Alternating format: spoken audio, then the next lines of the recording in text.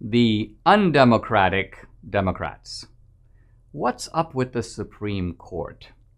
And little Archie and the one-drop rule. This is the Dinesh D'Souza podcast.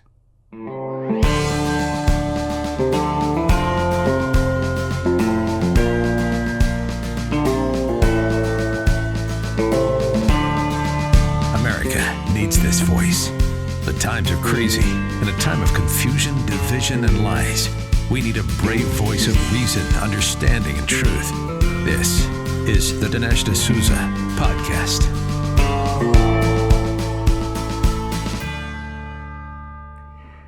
There are two parallel movements of voter reform, one on the Republican side, one on the Democratic side. On the Republican side, it's coming from the states, and particularly some of these swing states, like Georgia, where there was recently an election reform bill, which has a lot of provisions, but one of its key things is it limits mail-in ballots to certain specified criteria, and it repeals the kind of no excuse absentee voting. You can vote absentee, but you have to have a reason for it. And the left is screaming about this. And of course, on the left side, they're pushing H.R. 1, which has passed the House, is now making its way to the Senate, where it will have a tougher time.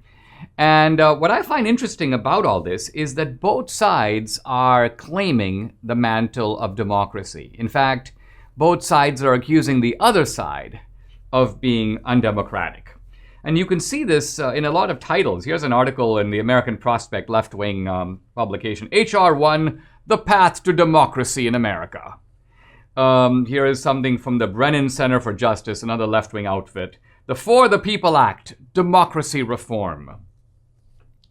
And then, from the conservative side, an article here, this is from the National Review, H.R. 1 is a partisan assault on American democracy. And so it goes. Both sides are saying that we are trying to get democracy right, except when you pay closer attention, you notice a critical difference.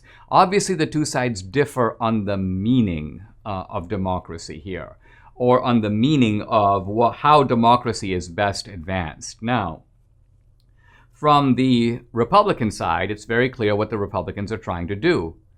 Authenticate every vote. Or to put it somewhat differently, count only legal votes. That's what the Republicans are doing. Now, the Democrats are saying in trying to do that, or supposedly trying to do that, you're going to suppress the vote. You're going to prevent all kinds of... What about the homeless guy? This is what Bill Ayers said to me recently. What about the homeless guy who doesn't have an ID? You're going to discourage that guy from voting if you have an ID requirement. Now, the Democrats have a different principle, and they're very explicit about it in their own slogans.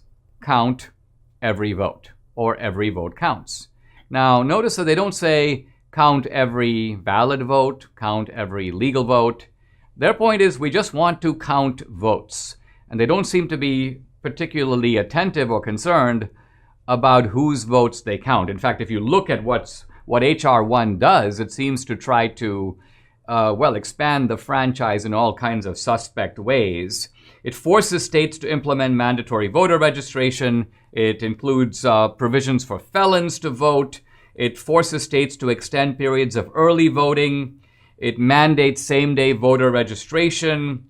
It basically eliminates the checking requirements, saying that things like just basically swearing an oath that is really you is sufficient. It mandates free mailing of absentee ballots and so on and so on. Now, let's look for a minute at this ID requirement, because the simple truth of it is that we require an ID to do pretty much, all kinds of things in America. You need an ID to buy alcohol or cigarettes. You need an ID to rent a hotel room, purchase certain types of cold medicine, get a job, drive a car, take money out of a bank, get on an airplane, get married. Now, imagine if someone were to say, you go to the bank, they say, where's your ID? You go, oh no, that's racist. You can't ask for an ID. That's going to discourage people from going to the bank. Give me the money. Or you try to get on the airplane. Where's your ID? Oh no, that's racist. You can't ask me for my ID. How are homeless people expected to fly? Let me through. Or you show up for a doctor's appointment. Where's your ID? Oh no, that's racist. You can't make my medical care contingent upon me having an ID. Women and minorities will be disproportionately affected by this kind of a rule. Now, the point I want to make is if you said any of this, they would call in the psychiatrist. You'd be carried out in a straitjacket. So in every other area, it's perfectly legitimate to try to find out if the guy who shows up is indeed the guy. And that's why there are these ID requirements. How hard is it to get an ID? Not hard. You don't have to have a car to get an ID. You can go in California. I remember there are two IDs. There's a driver's license, but there's also a California ID, which you can use to fly on an airplane or do any of the other things. It's not hard. It's not unreasonable to expect people to get an ID, and it's kind of condescending to imply that blacks and Latinos, Asian Indians were too dumb to get an ID. We don't even know how to go about getting an ID. So the point I want to make here is this, that in the name of promoting democracy, what the left is trying to do is subvert democracy. Why? For this simple reason. In paying so little attention to authenticating votes, and just trying to count every vote, no matter what vote you count. What does that mean? What that means is that every illegal vote, every invalid vote, cancels out a valid vote. And that means that if you have 1 million illegal votes, you're canceling out 1 million valid votes. In other words, illegal voting is a form of voter suppression. This is a favorite term of the left. The right is engaging in voter suppression. No. Illegal voting is a form of voter suppression. Why? Because it cancels out, it blocks out, it invalidates the equivalent votes of people who are playing by the rules, who are able to authenticate their votes, are voting in a valid and legal manner. The bottom line is that this Democratic Party, the party of crookery, the party that invented Tammany Hall, and by the way, voter suppression in the American South, this Democratic Party is actually the party that's trying to make our democratic process more undemocratic.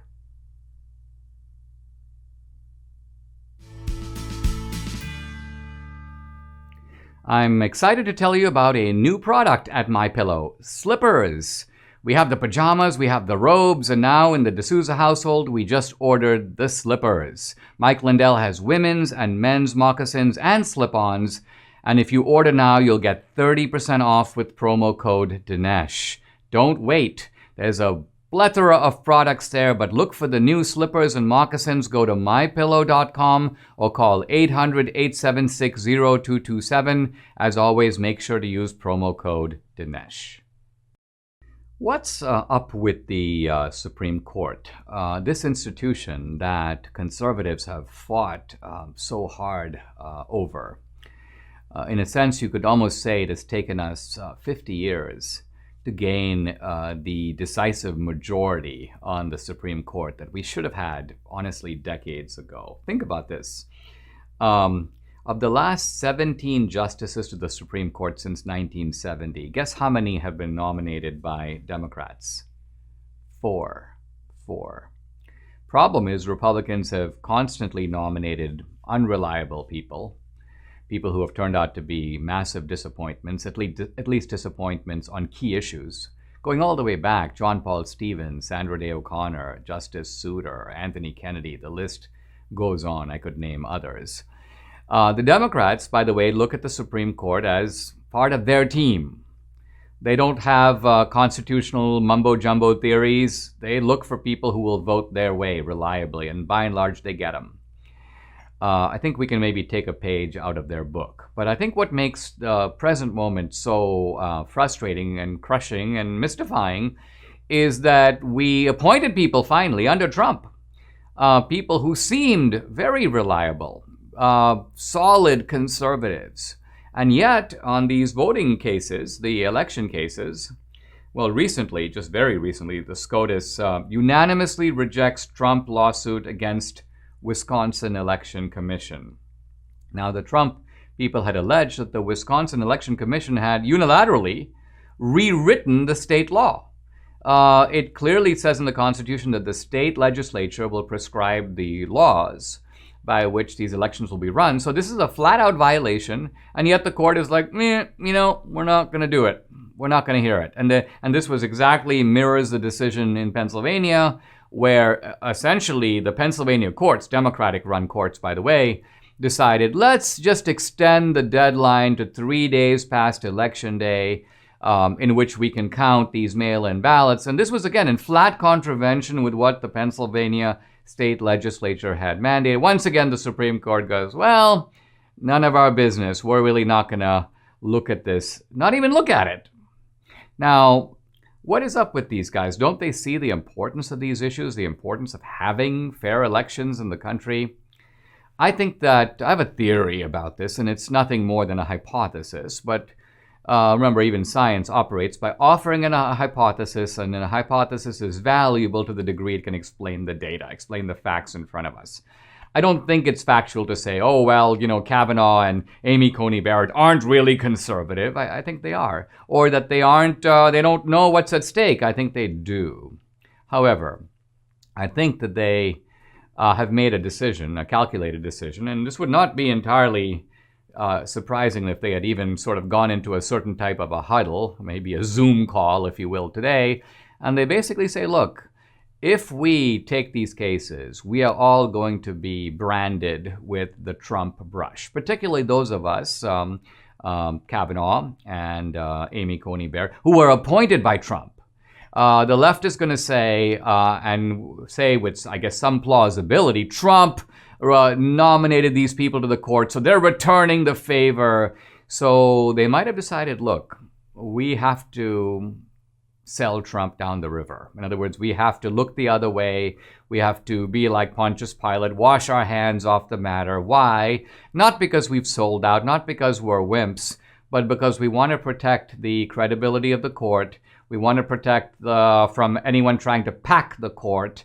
And we want to actually steady ourselves for what we know are going to be a lot of bad decisions that are going to be coming down the pike from the legislature, restrictions in the name of COVID, restrictions in the name of cancel culture, but nevertheless, restrictions on basic civil liberties, First Amendment rights, rights to conscience, rights to assembly, perhaps Second Amendment rights. And the court is the guardian of those rights. I think that is, in fact, its primary function, to be the defender of the Bill of Rights. And remember, the defender of the Bill of Rights against the majority, against the legislature. And it could be, this is just my theory, that the court has decided that they need to, you may say, put on a cloak of credibility. And the way to do that is, however reluctantly, to turn their eyes away from what happened in November and pay attention to their responsibilities in the days ahead. I've been telling you about Birch Gold Group for a little while now. I buy my gold from Birch Gold, and so should you. Birch Gold has just passed a major milestone, 10,000 customers. That's 10,000 people that have a plan against radical leftist policies driving up our national debt and devaluing our dollar. If you've been waiting to call Birch Gold to convert an IRA or eligible 401k into an IRA backed by gold and silver, now is the time. Through April 30th, on qualifying purchases, when you purchase precious metals with Birch Gold, they will send you a free home safe. That's right, a free safe to securely store that gold and silver. Text Dinesh to 484848 for your free information kit on Precious Metals IRA, or to speak with a Birch Gold representative today. With 10,000 customers, they have an A+ rating with the Better Business Bureau, countless 5-star reviews, and they can help you too. Text Dinesh to 484848 for your free safe with purchase. The Meghan Markle train wreck continues. I see today that the palace has been issuing a couple of statements. Prince William and Kate deny that they are the racists in question that apparently raised an issue about little Archie, Harry and Meghan's kid, being a, quote, person of color. Which I guess throws suspicion now on poor Prince Charles. Is he the great malefactor? That's if any of this even happened at all.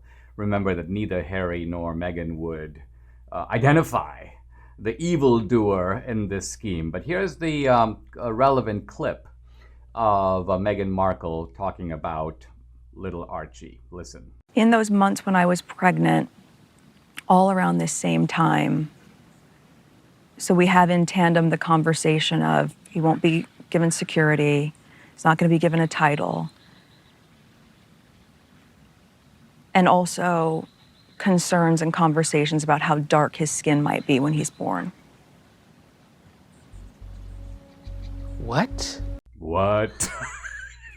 This is Oprah heightening the drama. You know, she's kind of race artist, but what? Now, here's the point, and this is why this has become a little bit of a global comedy, because I've been sort of monitoring the reaction in other countries. And the reaction is exactly what my grandfather would say if he saw pictures of little Archie. He'd go, "The little bugger is obviously white."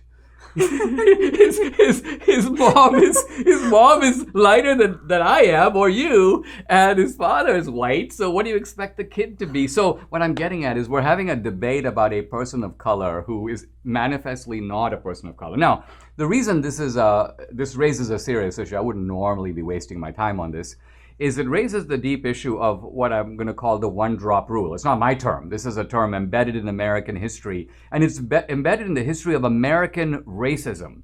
The reason the rest of the world doesn't get it is in the rest of the world, if you're 1% or 5% or 10% black, you're not black. You're mixed race or you're something else. And that is the key point. Now, the one-drop rule, which is the idea that if you have any black ancestry, you have a black great-grandfather, that still makes you black. This is basically what Meghan Markle is foisting on poor Archie. She's, in a sense, making him something and identifying him and designating him. And the question I want to ask is, if we want to get rid of racism, isn't the best way to do it to get rid of race? And if we want to get rid of race as a matter of something that matters, isn't the way to do that to celebrate the emergence of mixed race people who are neither this nor that, who can't be, who defy racial classification? I just want to read one line about the one-drop rule before bringing in a mixed race individual right here, my wife Debbie. This is Thomas Dixon, the notorious racist, in his book, The Leopard Spots. He goes, "One drop of Negro blood makes a Negro. It kinks the hair, flattens the nose, thickens the lips, puts out the light of intellect, and lights the fires of brutal passions."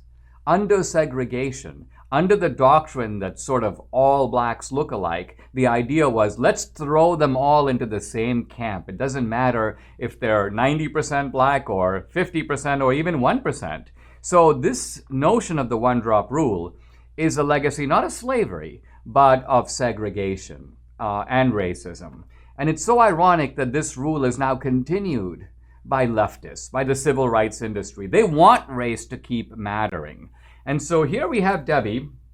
Now, honey, you are you did your Ancestry. Was it Ancestry.com? Ancestry.com. Or one of those? It was the DNA kit that you spit into and then you send it off and you get...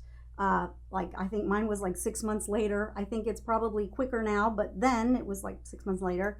And then you get this chart, which is very, I always knew that I had a lot of mixed race and ethnicities and nationalities. So let me explain.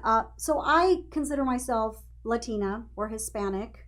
But I have a very interesting mix of DNA from. Well, let's pause for a second, because Latina. When people say Latino or Latina, they're actually not talking about a race, are they? They're really talking about Spanish-speaking people. Right. It's an ethnicity. So being Hispanic, when you fill out a chart and it says white and then of Hispanic origin, that means that you are white race, but you are of Hispanic origin. So then you check that off. Well, really, truly, I would have to check off a lot to boxes. Right. So tell us about the main boxes. Right. What are your main elements of your ancestry? Right. Well, before I get to that, I want to clarify what my nationality is. Right. So I was born in Venezuela. My father was Venezuelan, but he has Dominican blood because his ancestors were from the Dominican Republic. They moved to Venezuela when he was very young. And so I have that on my father's side. My mother has indigenous blood from Mexican American parents whose mother had ethnicity from Spain, or her ancestors were from Spain. My grandfather's ancestors were Apache Indian, and so I have about 12 to 13% indigenous blood because of my mother's side, the Mexican American South Texas side. And then I also discovered that I have about 10% Black African. So from Cameroon, Congo, Western Bantu, Nigeria, and Senegal. Now, all of that kind of by way of the Dominican Republic through your dad. I believe that that's where it came from, that was the lineage where it came from. So when I saw this, I was just like intrigued. I loved it. I celebrate it because for me, it's not an issue, but rather an asset.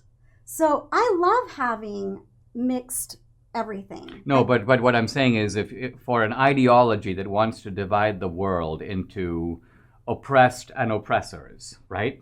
You would have to say, well, gee, I can't do that, right? You defy that kind of racial simplification. In that case, I'm an oppressed and an oppressor.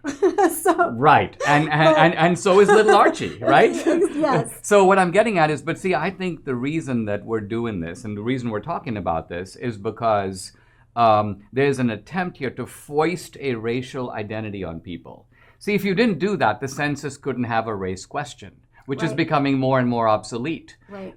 And you couldn't have racial preferences. They couldn't say to you, hey, I'm going to give you an advantage to go to college because you're this or because you're that, because the answer is, no, I'm neither A nor B. I'm actually both of the above. So what I'm getting at here is that I think this debate over little Archie points to the racialization of our debate and the fact that, why can't little Archie grow up into a world in which he's not forced to choose? I wish it wasn't the case. I wish these people would just stop. Now, when you were in college, you told me that, like the LULAC, the Latino activists would come to tell us about that. They were very annoyed at me because, first of all, they thought I was embarrassed to be Hispanic.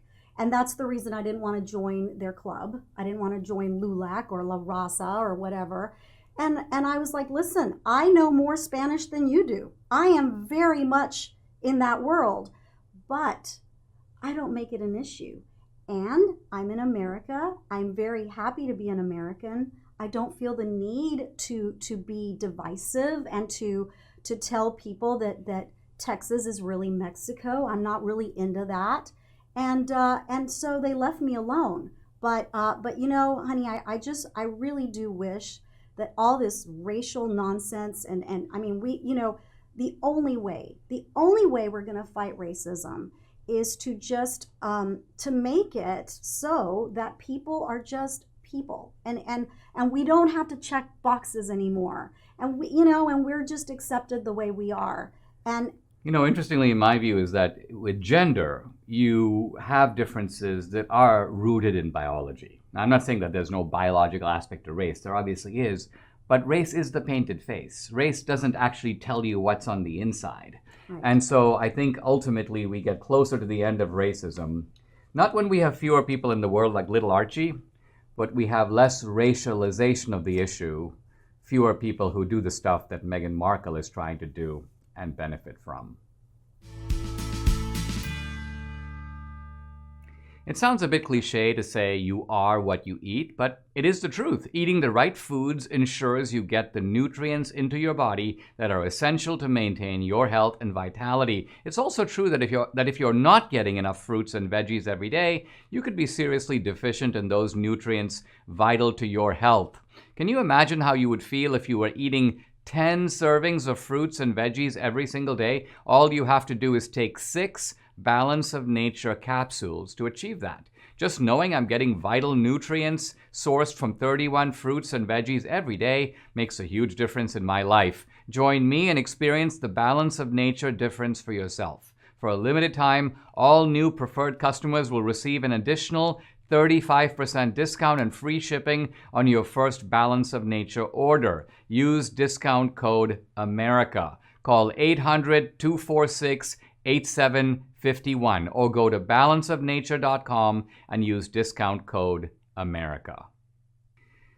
We often think of political correctness as a nuisance, as something that is preposterous, it's ridiculous, it's over the top, it's unreasonable. But we don't think about the ways in which political correctness can destroy the lives of people and destroy the lives of people who don't have power. Political correctness poses as taking on the people in power, but often its casualties are simple people who are doing ordinary tasks, a cafeteria worker, a janitor, people like that who get their lives ruined because of entitled, spoiled brats who play the race card for personal benefit. A story that just that's come out about Smith College dramatizes this very clearly. So here's the story. In the middle of 2018, a black student at Smith College, this is a student from Africa named Umu Kanute, and she was eating lunch when, according to her, a janitor and a campus police officer approached her and demanded to know what she was doing there. She said that the officer was, quote, carrying a, quote, lethal weapon, and that he caused her to have a near meltdown. And that the janitor then reported her, and she goes, all I did, this is the student writing on Facebook, all I did was be black. It's outrageous that some people question my being at Smith College and my existence overall as a woman of color. And you can just imagine how incendiary this kind of accusation is in a liberal campus with a left-wing college president, a woman named Kathleen McCartney, who's white. So the whole college then goes berserk, and the president of the college goes into abject apologies. She puts the janitor on leave. She launches an investigation. Of course, the story is picked up by the national media, which goes to town with it. The New York Times, the Washington Post, CNN. The ACLU jumps on board and takes the case, and the way they profile it, or the way that they headline it, is she's, quote, eating while black. So this is a tailor-made narrative for the left. Smith College then hires a law firm to investigate. And what's interesting is the investigation takes 2 years. And it finds out that virtually every statement that was made by this black kid, Umu Kanute, is false. The incident was not as described, and the people who were punished for it are not guilty. So let's look at what actually happened. What actually happened is it turns out that the student was eating in an area that had been expressly reserved by the college for a summer camp that was going on with little kids at the time. So she was not supposed to be in that area. And a cafeteria worker came up to her and just politely told her, hey, this area is off limits. And then a janitor in the area who had been instructed specifically to report anyone in that area who didn't belong there, calls the cops. Now, the janitor does not say anything about the student's color. He doesn't say that she's black. He evidently is 60 years old and has poor eyesight, so he thought it was a male, and in fact, it's a female. So later, the student would say, he misgendered me. No, he didn't misgender you. He didn't see you very well. In any event, this all comes out in the investigation. The campus police officer who approached the student was not, in fact, armed. In fact, campus police officers on every campus, for the most part, are not armed. He apparently apologized for bothering her. He didn't threaten her in any way. He was very polite to her, and the reason we know this is that she, the student, actually turned her phone on and taped the incident. So there's actually a recording of what the campus police officer said. Now here's the point. The point is that because of the avalanche of accusations in the national, can you imagine the impact of national media coverage on an ordinary guy who's a cafeteria? These are people who make $35,000 to $40,000 a year, a lot less than the $78,000 it costs to go to Smith College. So here you've got the Smith College faculty establishment radical left-wingers. You've got this idiot of a college president, Kathleen McCartney. Now, even after it was revealed that the whole incident was a hoax, what do? You would think that they would then issue an apology to the people whose lives have been harmed. No. No apology to the cafeteria worker. No apology to the janitor. These people, it's like they don't matter. They don't care about them. Why? Well, I guess it's because they're white. Meanwhile, this college brat who's making these false accusations and ruining people's lives, she is worthy of all the most abject apologies. And the ACLU has still not backed down. They still demand Smith College needs to implement new rules and regulations to deal with all this. So there's an old principle in economics. When you subsidize something, you get more of it. And that's universally true. You subsidize homelessness, you're going to get more homeless people. You subsidize unemployment, you'll get more unemployed people. And if you subsidize bogus racial hoaxes, you'll get more of them. Why? Because think of it, if you're a student from Somalia or Ghana, you normally can't have the college president coming, to apologize to you, bowing to you, kissing your feet and so, but you can if you make an accusation of racism, eating while black. So there's a tremendous incentive here for all these people to make their lives into a drama, to get the whole campus to kowtow to them, in some cases to become national celebrities, to pull the Jussie Smollett, to pull the Meghan Markle. Racial fakery is now not the exception, it's the norm. And this terrible incident at Smith College, the people to feel sorry for here are the working class people whose lives have been harmed by this horrible individual, Umu Kanute, by this horrible college president, and by these horrible people at Smith College.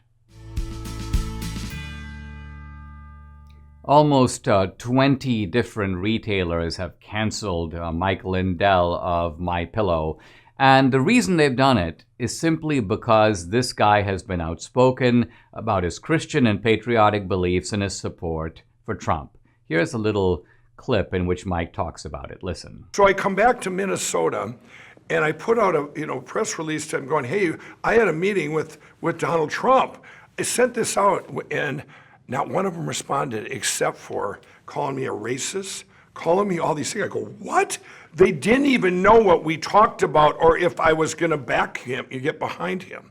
Well, once I got that, I go, wow, this is just pure evil. Now, what happened with the Better Business Bureau?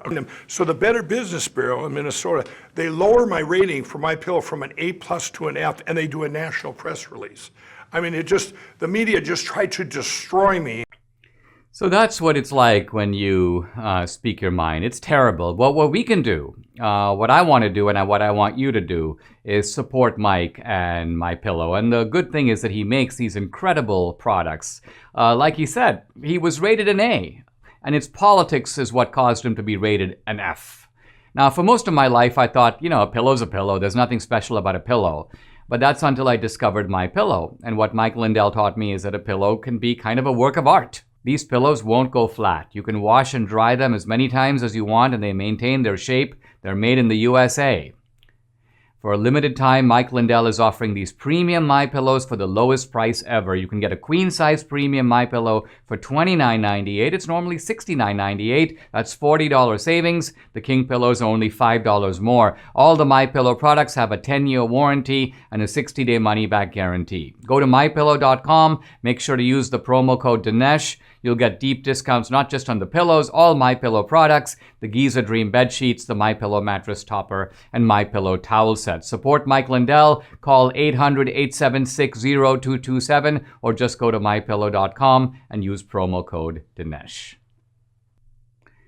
Our college campuses, which are supposed to be forums for discussion, debate, and free speech, have now become the exact opposite. There's a high degree of monitoring, surveillance, intellectual bullying, canceling, accusations, firings, all going on campuses across the country. It's absolutely horrific situation. It's really bringing down the reputation of the American campus. Now, I want to cite a recent example that's not an extreme example. It's actually kind of an ordinary example. Lucas Morel, professor of politics at Washington and Lee University, is having a Zoom debate with a historian at Northwestern, Leslie Harris. They're debating the 1619 Project. And it's a debate that goes back and forth about the strengths and weaknesses of the and as Morel puts it, these are two tenured professors speaking about something that they know about. It's a perfectly civil dialogue. But the moment it ends and the word gets out, a petition then begins with hundreds of signatures, which basically says that the idea that slavery is central to the founding of the United States should, quote, not be up for debate. In other words, Morel is wrong, Harris is right. There are certain topics we can't argue about. And even though the records of the founding show that they paid some, but very little, attention to slavery, they're mainly talking about the big states and the small. Nevertheless, this is not up for debate. You can't debate it, or you're out of bounds. Now, I often talk about the problems on the campus. Well, the good news is that there's now a new organization called the Academic Freedom Alliance. One of the pioneers in starting this is the Princeton scholar Robert George, a Catholic conservative scholar. But what's interesting about him is that George said that in founding this new group, the founders were very eager to make sure that they got a broad coalition of professors across the political spectrum. In fact, an emphasis on centrist and liberal professors to join this organization, and evidently they have. They now have some 200 members, and the point of this organization is to come together and defend academic freedom. Defend mainly the academic freedom of professors who are terrorized across the political spectrum by the left, and to defend also administrators, university employees, and even students who fall into the same situation. Now, you might say, wait a minute, Dinesh, didn't you just say something about people on the left being terrorized also? Yes, here's the point. There's a very telling quotation from one of the progressives who's part of this new free speech group. And he says that progressives in academia are the most vulnerable of all. They're more vulnerable than centrists, and they're more vulnerable than conservatives. Why? Because the woke people, the far left, knows that they are easy targets. It's one thing to go after a conservative who's known to be a conservative, who's established, who has tenure, and he expects it. In fact, to some degree, he doesn't even care. He's probably been used to this for 20 years. But if you're on the left and you somehow violate the party line, you say something like, well, slavery was important, but it was more important to the founding of the Democratic Party than it was to the founding of the United States. Suddenly the left starts shrieking, let's get rid of this guy. He's supposed to be a leftist. He's actually a Benedict Arnold, and so on. So interestingly, you've got prominent scholars across the spectrum. When I looked at these names, I recognized most of them, and I was kind of startled. I mean, you see some prominent conservatives, but here are some names.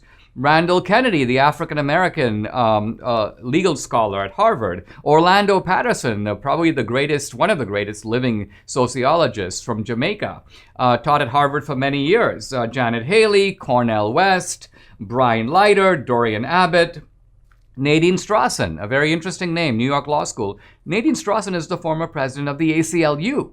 So you've got prominent liberals who say, and one of them is quoted in one of these articles saying, we're absolutely terrified because we can never keep up with wokeness. What's okay today is over the line tomorrow. In other words, these leftists are so crazy that what they said was okay on Monday is not okay on. They keep changing their minds. One moment, race is something you can't change. Oh no, I'm gay. That's the way I am. Don't ask me if it's nature or nurture. I can't do anything about it, Dinesh. The next moment, oh, we can choose our gender. A man can choose to be a woman. A woman can choose to be a man. So the orthodoxy keeps changing, and the point is not that it keeps changing, but that they keep bullying people for not being up to date with these changes. Well, a lot of people, I think in the country in general, but certainly in academia, are sick of it.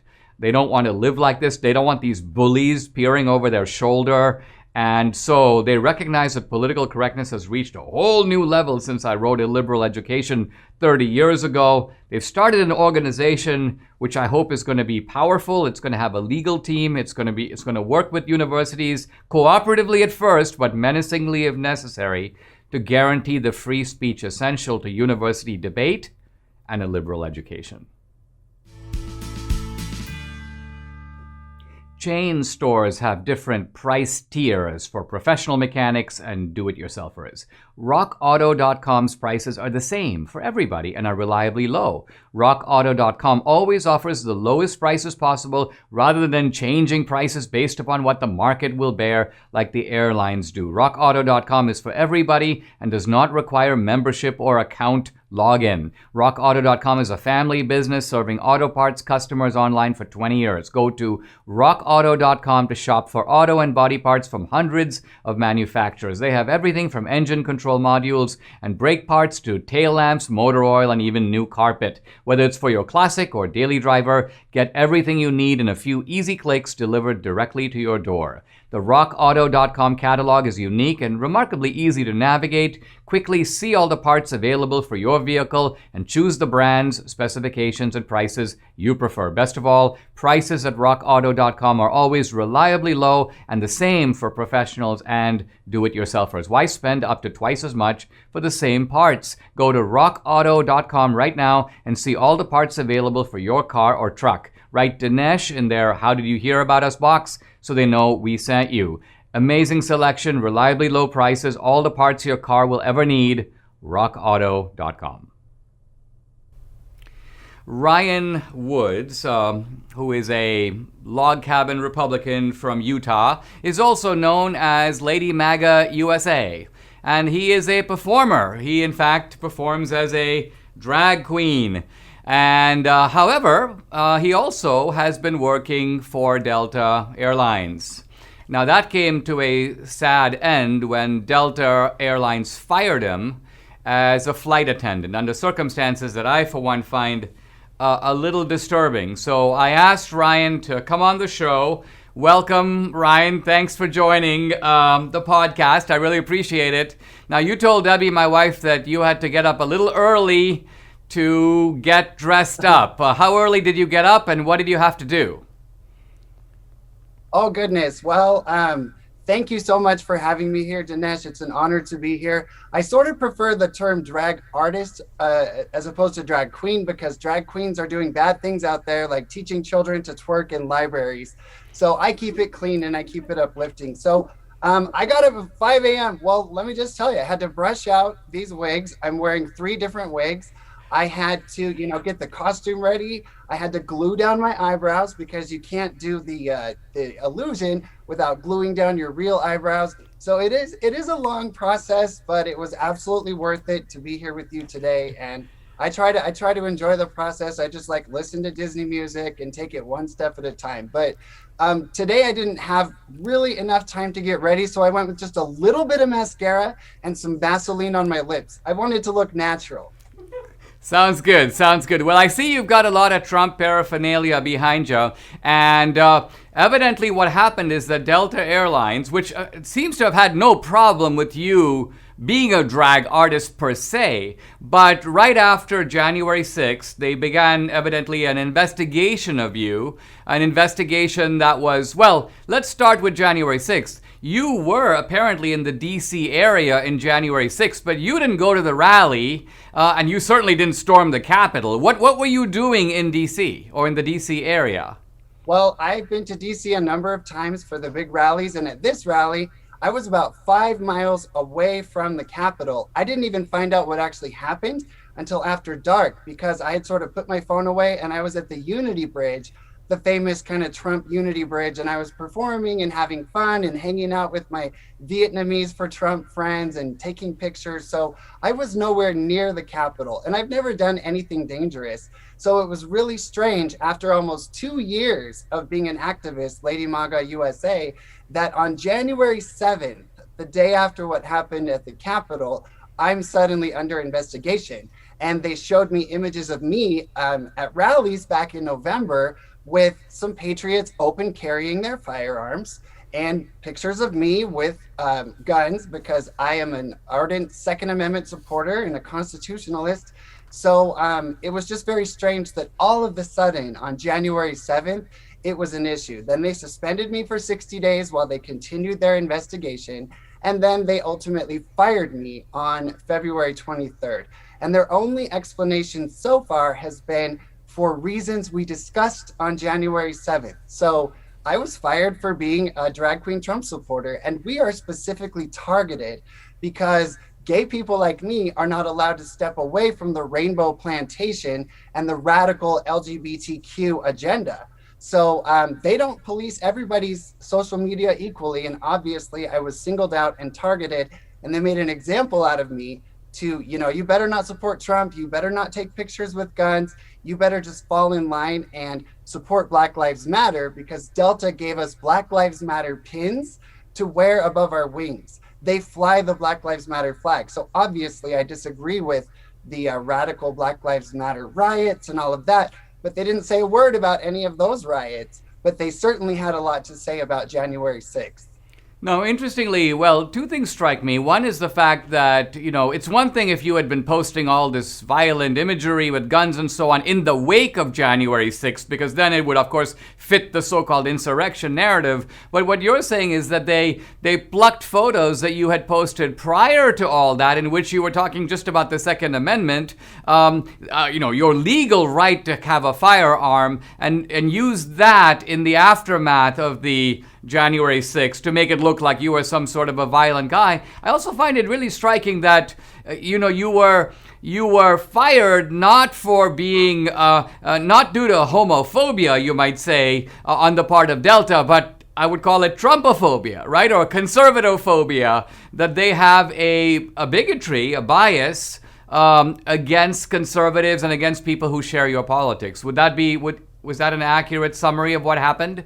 I agree with that. I know I was targeted for being an outspoken Trump supporter, but I wouldn't go so far as to say that I wasn't targeted because I am a gay drag queen, because I am controversial, because I step away from the radical LGBT movement and I'm outspoken. So the fact that I was singled out like this and treated so unfairly does have something to do with the fact that I'm an LGBT gay drag queen Trump supporter. I don't think they police your average, housewife who put on a MAGA hat. I was specifically targeted because people like me are not allowed to leave the Democrat narrative and stand for freedom. Oh, that's interesting. So what you're saying actually is that being gay does have something to do with it. It's sort of like being an African American who's a conservative. The idea is that, you're black. You're not supposed to behave this way. You need to be, you need to march in lockstep with the left-wing leadership. And you're saying something very analogous exists in the LGBTQ community. And so you were a victim both of, you may say, Trump hatred, but also this idea that you're a dissident LGBTQ guy, and therefore you've got to be taught a lesson. Absolutely. The LGBTQ movement in general and the Democrats consider someone like me very dangerous. And that's one of the reasons I do dress up so flamboyantly, is to defy their narrative that just because you're a theatrical person who likes to dress up, or just because you happen to be gay, doesn't mean you support communism and socialism and radicalism and Black Lives Matter rioting and all of the rest that the LGBT community in general in mainstream LGBT movement has embraced. They've gone completely radical, and the radicals have taken over the entire LGBT movement. They're pushing transgenderism on children. They're teaching kids to twerk in libraries. Pride parades are often debaucherous and inappropriate. So I just stepped away and said, enough is enough. I'm an American first. I love my country. And just because I happen to be gay and I love to dress up has nothing to do with my identity as a patriot, a God-fearing constitutionalist American. Ryan Woods, hey, thanks for coming on the podcast. Really appreciate it. It's an honor. And if anybody wants to follow what I do, they can just go to ladymagausa.com. There's links to all of my social media, and they can also help me out because I'm unemployed and I'm hoping to get back on my feet and continue my activism in a big way. Absolutely. Thanks again, Ryan. Good to have you. Thank you so much. Hey, I love to sleep. Who doesn't? And I sleep better when I have the right pillow, the right sheets, and the right pajamas. Check me out right here. I'm in Mike Lindell's pajamas. Well, not exactly his pajamas, my pajamas, which I ordered from Mike Lindell's My Pillow. I love the pajamas, and they go very well with Mike's Giza Dream Sheets. The team at My Pillow is grateful for you. So grateful they're offering an amazing offer. Buy one, get one free on the incredible sheet sets. Mike Lindell has come out with the world's most comfortable bed sheets. He found the best cotton in the world in a region where the Sahara Desert, the Nile River, and the Mediterranean Sea all come together to create the ideal weather conditions for growing cotton. The new Giza Dream bed sheets are made with this long staple cotton, and Mike guarantees they'll be the most comfortable sheets you'll ever own. The first night you sleep on Mike's sheets, you'll never want to sleep on anything else. The Giza Dream sheets are available in a variety of colors. Like all of Mike's products, they come with a 60-day money-back guarantee and a 10-year warranty. So right now, you can buy one, get one free on the sheets, but there are deep discounts on the pajamas and all the other products. Call 800-876-0227 and use promo code Dinesh. 800-876-0227, or just go to mypillow.com, but make sure to use promo code Dinesh. We live in an age of conformity, an age in which people by and large march in lockstep. And but what's ironic is that this age of conformity occurs in a time when people think that they are being radical individualists. They are speaking out, they are the resistance, they're challenging power. They are taking, you might say, the road not taken, to use the title of the very famous Robert Frost poem, The Road Not Taken. I recently found online a very cool recording of the poem, which is Frost reading his own poem.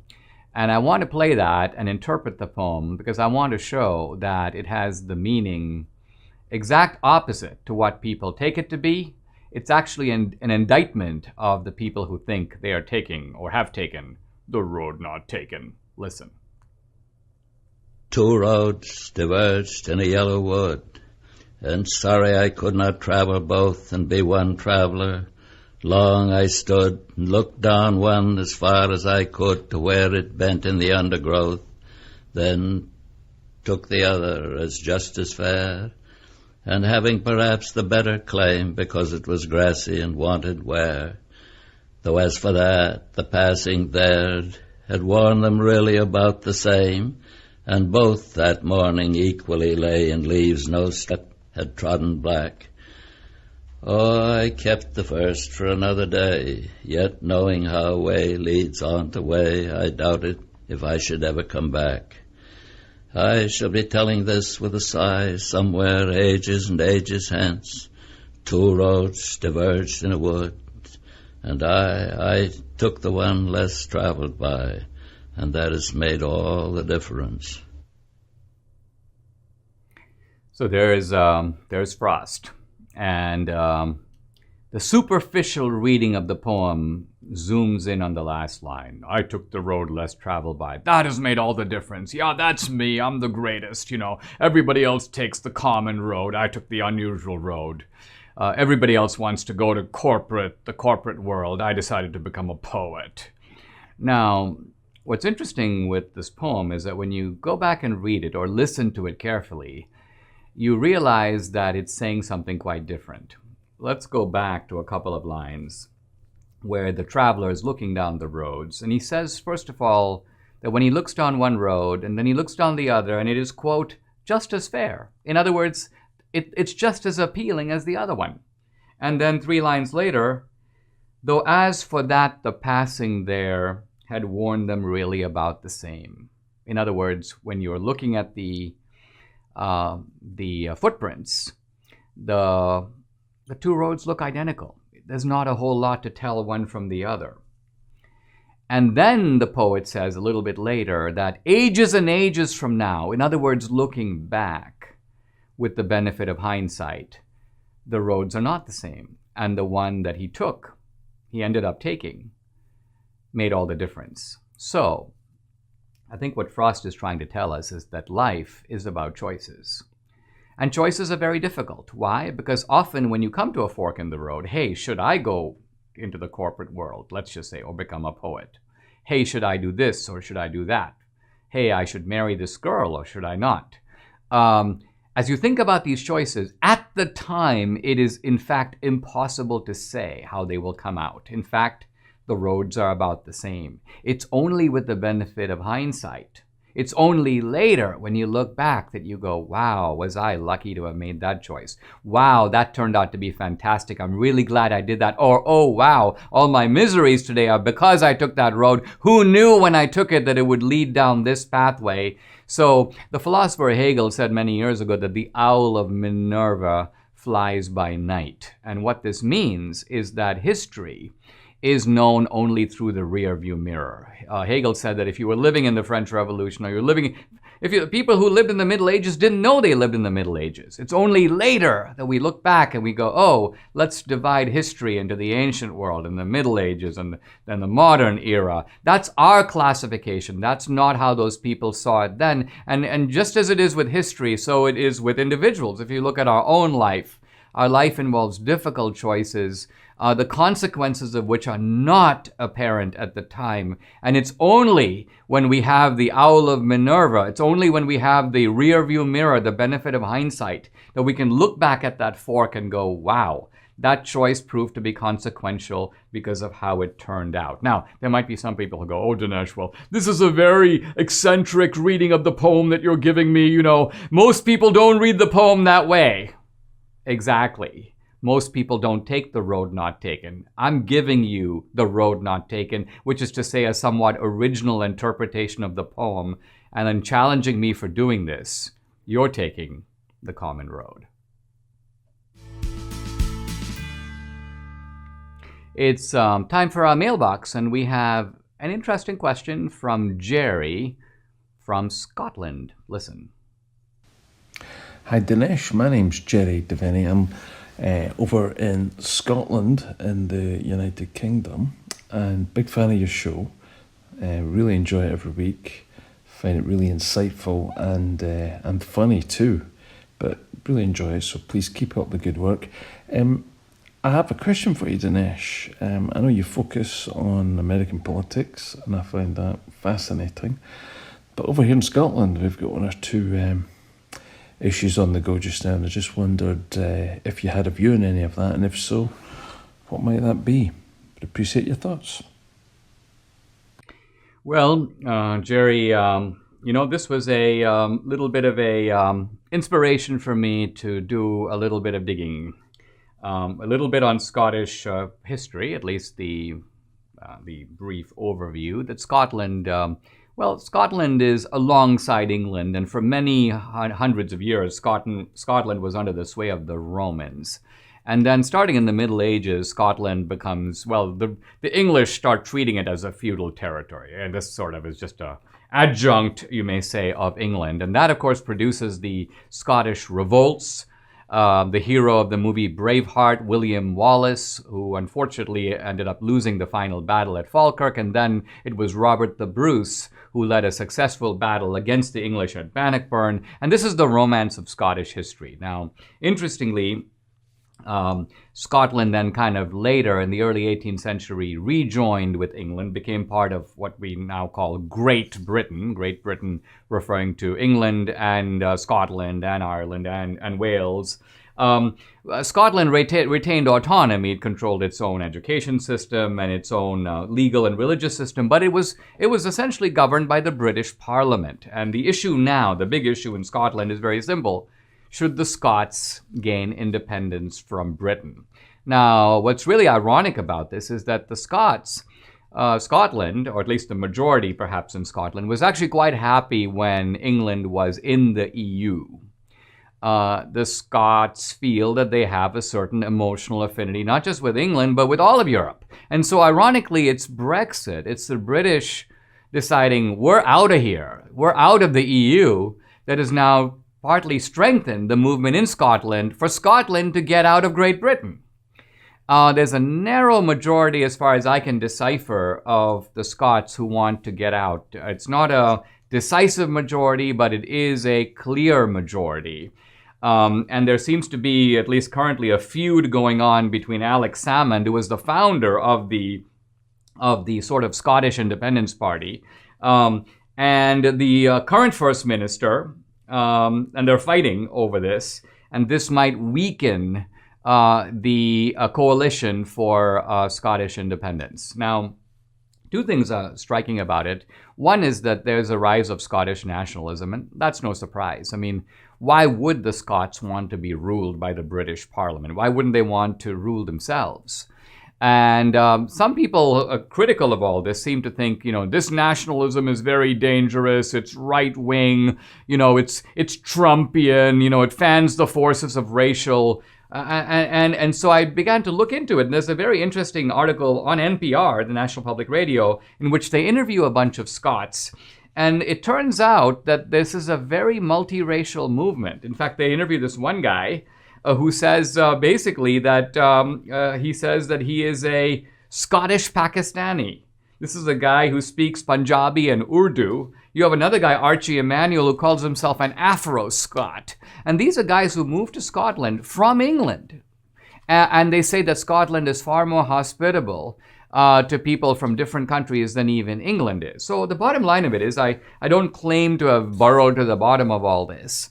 But I don't think that nationalism by itself is either right-wing or left-wing. I mean, think about it. There's a certain type of right-wing nationalism, I suppose, but a lot of the anti-colonial leaders, from Gandhi to Mandela, who would hardly be called right-wing, were obviously also nationalists. Nationalism is essentially a variant of patriotism, and while it can take on a certain ugly or chauvinistic or bad quality, it doesn't necessarily have to do that, and I see no indication that the Scottish independence movement is in fact a chauvinistic or racist movement in any way. Bottom line, the Scots should do what they want, what is good for them. I just read an article in the Brookings Institution publication talking about, well, what does this mean for the United States, which is allied with Britain? If the Scots break off, they might become a pawn of China and Russia, blah, blah, blah. I don't think so. I think the Scots will retain an affinity with Europe and with the English-speaking world. If there's one thing that brings the Scots together, they all speak English, even if they do it with a Scottish accent. So the bottom line of it is, this is a great question. Thanks for actually helping me learn a little bit about Scotland. I hope that this at least responds slightly to what you asked. Please keep the questions coming. Send them to questiondinesh@gmail.com. Audio questions and video questions are preferred. Subscribe to the Dinesh D'Souza podcast on Apple, Google, and Spotify, or watch on Rumble, YouTube, and SalemNow.com.